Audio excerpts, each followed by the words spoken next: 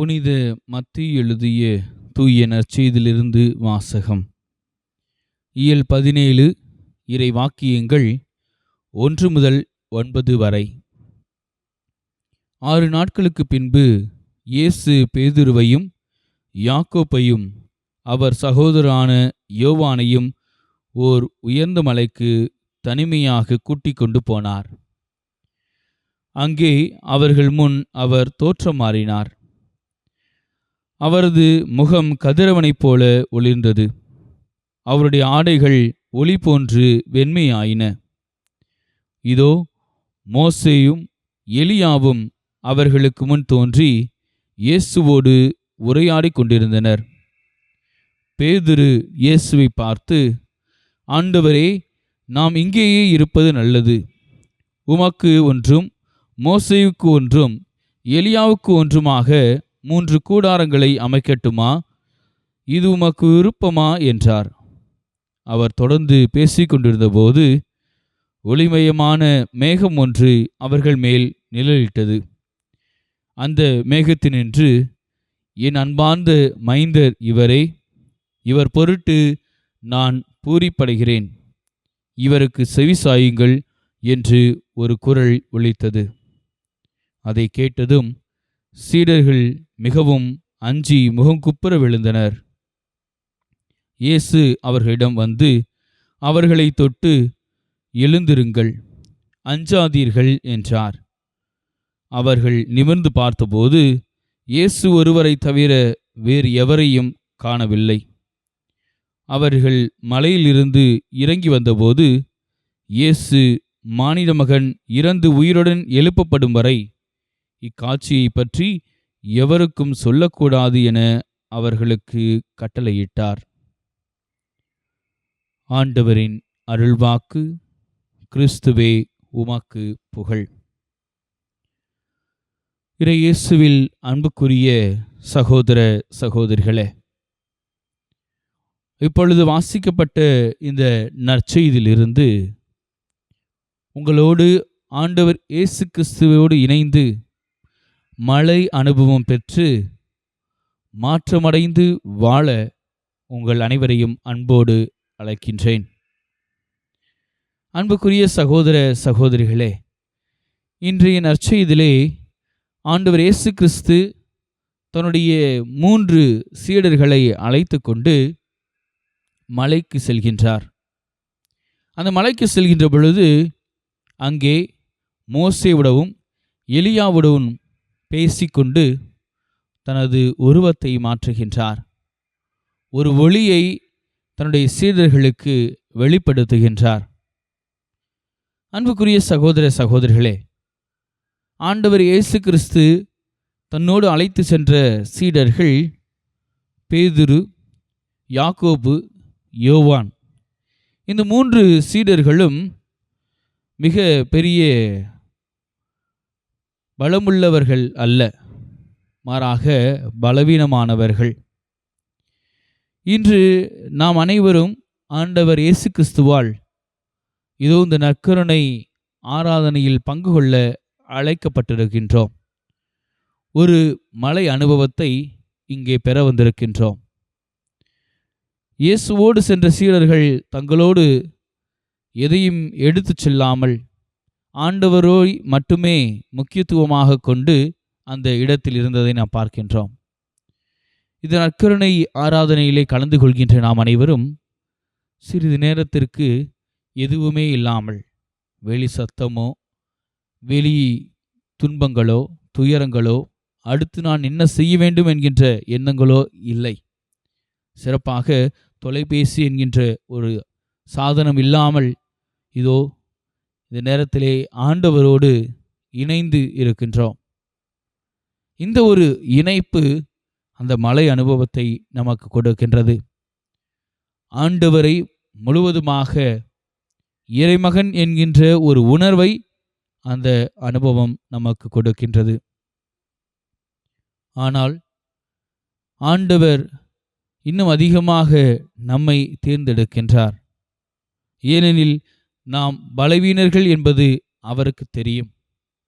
எப்படி தன்னுடைய 3 சீடர்களையும் அழைத்து சென்று அவர்களை பலமிக்கவராக மாற்ற முயன்றாரோ, அதே போல இந்த நற்கருணை ஆராதனை வழியாக நம் ஒவ்வொருவரையும் பலமிக்கவர்களாக மாற்ற விரும்புகின்றார். அவரோடு பயணிக்க நாம் தயாராக இருக்கின்றோமா என்பதை சற்று சிந்தித்து பார்ப்போம். மேலுமாக ஆண்டவருடைய உருமாற்றம், இந்த உருமாற்ற செயல் அவருடைய முகம் கதிரவனைப் போல ஒளிர செய்தது என்பதை நாம் பார்க்கின்றோம். இயேசுவினுடைய உடைகள் வெண்மையாகவில்லை, மாறாக உள்ளே இருக்கின்ற அந்த தெய்வீகம் வெளிப்பட்டது. தூய பிரான்சிஸ் அசிசியார் ஒரு முறை அவர் ஒரு தொழுநோயாளரை காண்கின்றார்.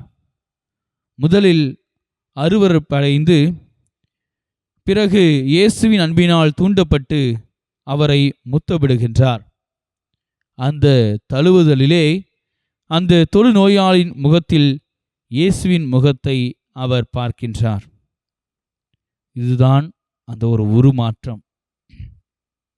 இயேசு தன்னை மாபெரும் ஒருவராக நம்மிடம் வெளிப்படுத்தும் பொழுது பிறரிடம் அந்த ஒளியை காண முடிகின்றது. இதோ இப்பொழுது நாம் இந்த நற்கருணையிலே ஆண்டவரை தரிசித்து கொண்டிருக்கின்றோம். நாம் நம்முடைய கோபம், பொறாமை, கசப்புணர்வு ஆகியவற்றை விடுத்து அன்பின் ஒளியாக ஆண்டவர் முன்னிலையில் உருமாற தயாராக இருக்கின்றோமா? நம் முகம் பிறருக்கு பாரமாக இருக்கின்றதா அல்லது ஒளியாக இருக்கின்றதா என்பதை சற்று சிந்தித்து பார்ப்போம். அன்புக்குரிய சகோதர சகோதரிகளே, மேலுமாக ஆண்டவர் இயேசு கிறிஸ்துவோடு இருந்த அந்த சீடர்கள் தந்தையாம் குரலை கேட்கின்றனர். இவரே என் அன்பார்ந்த மகன், இவருக்கு செவி சாயுங்கள் என்று சொல்கின்றார். நம்முடைய வாழ்க்கையிலே நாம் பலருக்கு செவி சாய்க்கின்றோம். இல்லங்களில் இருக்கின்ற பொழுது கணவன் மனைவிக்கும், மனைவி கணவனுக்கும், பிள்ளைகள் பெற்றோருக்கும், பெற்றோர்கள் ஒரு சில நேரங்களில் பிள்ளைகளுடைய வார்த்தைகளுக்கும் செவி கொடுக்கின்றனர். ஆனால் நான் என்னுடைய ஆண்டவருக்கு செவி கொடுக்கின்றேனா என்பதை சற்று சிந்தித்து பார்ப்போம். ஆலயங்களுக்கு செல்லும் பொழுதெல்லாம், இறை வார்த்தை வாசிக்கப்படுகிற பொழுதெல்லாம், அல்லது இறைவனிடம் அமைதியாக நாம் ஜெபிக்கும் பொழுதெல்லாம் நாம் செவி சாய்க்கின்றோமா அல்லது நம்முடைய வார்த்தைகளினால் நாம் பேசிக்கொண்டு இருக்கின்றோமா என்பதை சற்று யோசித்து பார்ப்போம். அன்னை தெரசாள் ஒரு நாள் ஒரு நிருபர் அவரை பார்த்து கேட்கின்றார், நீங்கள் தினமும் ஜெபம் செய்கின்றீர்கள், ஜெபம் செய்கின்ற பொழுது நீங்கள் என்ன செய்வீர்கள் என்று சொல்லி கேட்கின்றார். அப்பொழுது அன்னை தெரசாள் கூறுகின்றார், நான் ஆண்டவரிடம் செவி கொடுப்பேன் என்று சொல்கின்றார். அவர் பேசுகின்ற வார்த்தைகளை நான் கேட்பேன் என்று சொல்கின்றார். சரி, உங்களிடம் ஆண்டவர் என்ன பேசுவார் என்று கேட்கின்றார். அதற்கு அன்னை தெரசாள் மீண்டுமாக பதில் கூறுகின்றார், அவரும் பேசுவதில்லை, எனக்கு அவர் செவிசாய்க்கின்றார் என்று சொல்கின்றார். அந்த அமைதியின் நிமித்தம் அங்கே உறவை வளர்க்கின்றது. ஆண்டவரோடு நான் அமைதியிலே இதயத்தோடு இதயம் உறவாட, அமைதியில் அவர் சொல்கின்ற வார்த்தையை உணர நாம் ஒவ்வொருவரும் அழைக்கப்பட்டிருக்கின்றோம். அன்புக்குரிய சகோதர சகோதரிகளே, இப்பேற்பட்ட மலை அனுபவத்தை ஆண்டவர் இயேசு கிறிஸ்து இப்பொழுது நமக்கு இந்த நற்கருணையின் வடிவிலே கொடுத்து கொண்டிருக்கின்றார். நம்முடைய முகமும் பிரகாசமாக ஒளி வீச ஆண்டவரை நாம் அனுபவித்தவர்களாக இருக்க வேண்டும். அவருக்கு நம்முடைய செவிகளை கொடுத்தவர்களாக இருக்க வேண்டும். அப்படி வாழ்கின்ற பொழுது உண்மையாகவே நாம் மனம் மாறியவர்களாக மாறுகின்றோம். இயேசு கிறிஸ்துவோடு சென்ற சீடர்கள் மலையில் இருந்து கீழே இறங்கிய பொழுது அதே சீடர்களாக இல்லை, மாறாக இன்னும் அதிகமாக இயேசு கிறிஸ்து யார் என்பதை உணர்ந்தவர்களாக மாறினார்கள். இந்த நற்கருணை ஆராதனையிலே பங்கு கொள்கின்ற நாம் அனைவரும் ஆண்டவர் இயேசு கிறிஸ்துவை ஒரே பார்வையில் பார்க்கப் போகின்றோமா? அல்லது அவரை அனுபவித்தவர்களாக, நாம் அவருடைய பிள்ளைகளாக, அவரை இன்னும் அதிகமாக உணர்ந்தவர்களாக வாழப்போகின்றோமா? சிந்தித்து பார்ப்போம். அதே மலை அனுபவத்தை நாம் பெற்றவர்களாக இந்த நற்கருணை ஆராதனையில் பயணிப்போம். அன்பின் ஆண்டவரே, உம்முடைய சீடர்களை அழைத்து கொண்டு முழுவதுமாக அவர்களுக்கு வெளிப்படுத்தி, நீர் அன்பார்ந்த மகன், உமக்கு செவிசாய்க்க வேண்டும் என்று தந்தையாம் கடவுள் அவர்களுக்கு கூறிய வார்த்தைகளையும் நாங்கள் நினைவு கூறுகின்றோம்.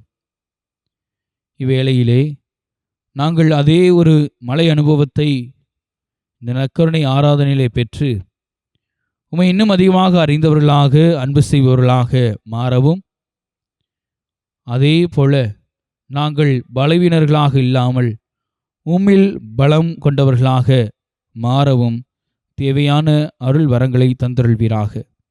என்றென்றும் வாழ்ந்து ஆட்சி செய்கின்றவர் நீரே. ஆமென்.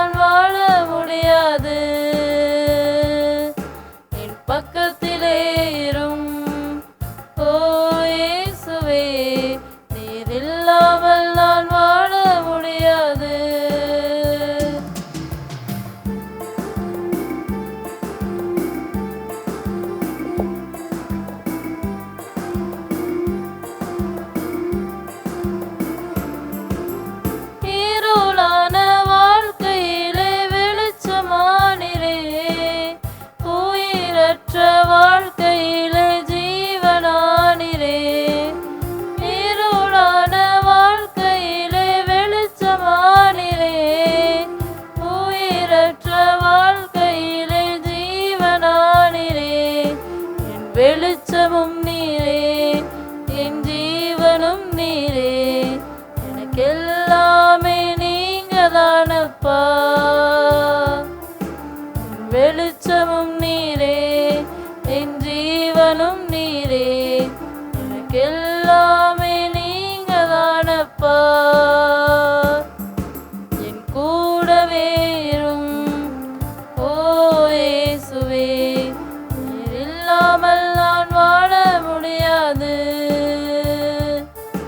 என் பக்கத்திலே இரும் ஓ இயேசுவே, நீர் இல்லாமல் நான் வாழ முடியாது.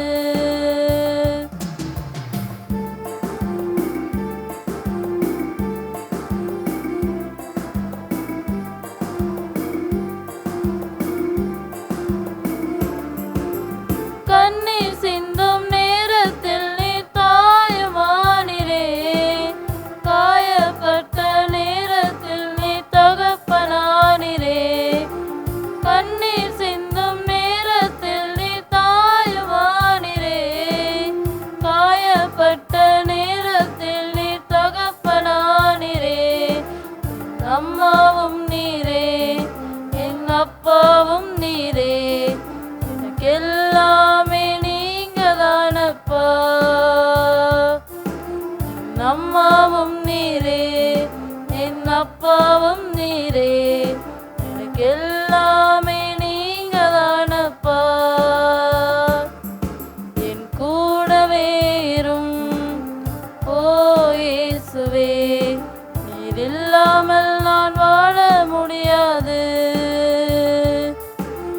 பக்கத்திலே இரும். ஓ இயேசுவே, நீர் இல்லாமல் நான் வாழ முடியாது.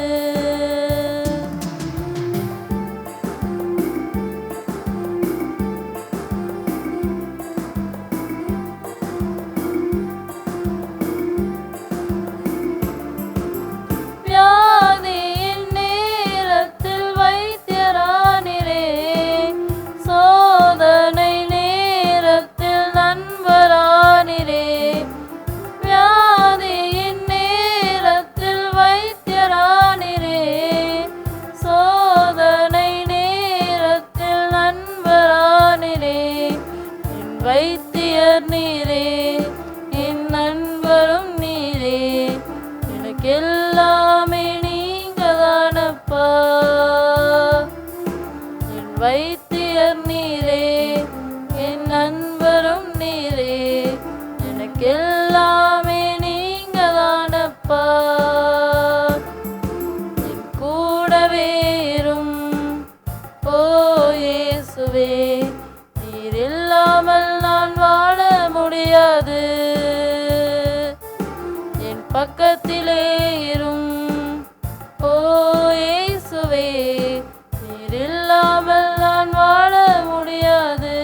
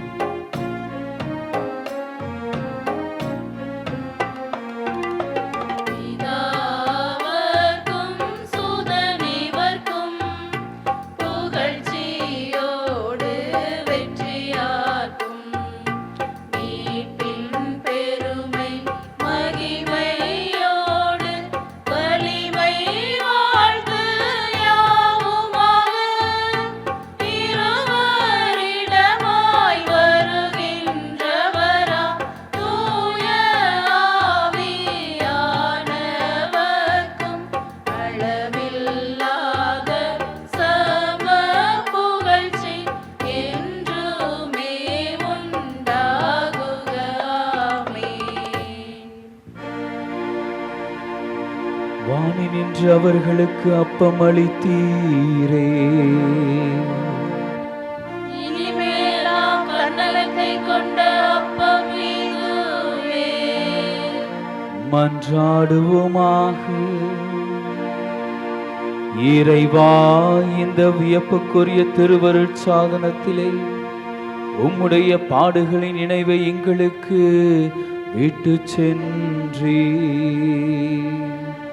உம் திருவுடல் திரு இரத்தம் ஆகியவற்றின் தூய மறைபொருளை வணங்கும் நாங்கள் உமது மீட்பின் பயனை இடைவிடாமல் தூய்த்துணர்ந்து மகிழ அருள்வீராக.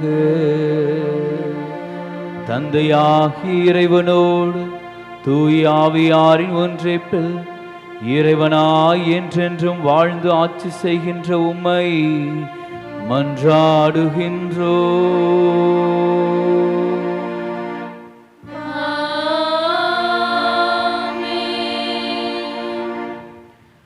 அனைவரும் தலைவணங்கி இறைவனின் ஆசிரை பெறுவோம்.